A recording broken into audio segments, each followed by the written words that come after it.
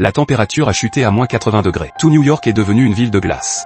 Même la torche est transformée en glace. Des milliers de réfugiés américains traversent la frontière. Ils fuient vers le Mexique car personne ne gère. Les loups affamés du zoo se sont échappés. Ils se sont introduits dans la cabine d'un bateau, juste au moment où Jack et son partenaire cherchaient des médicaments dans la cabine. Les loups affamés se rapprochent d'eux, mais ils ne s'en rendent pas compte pour le moment. Dans la seconde qui suit, le loup affamé lance une attaque. Heureusement, Jack a réagi rapidement. Il a fermé la porte à temps, mais son partenaire a été mordu. Jack a sauté par la fenêtre.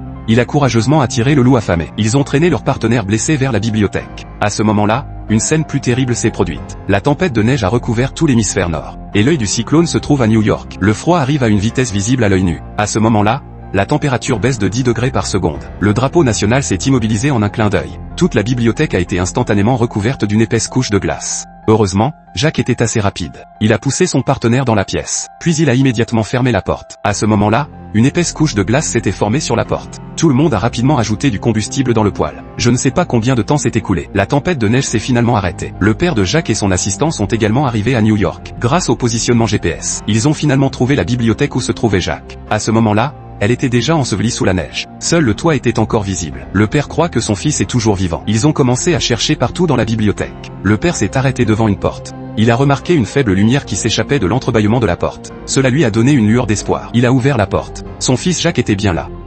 Le père et le fils se sont étroitement embrassés.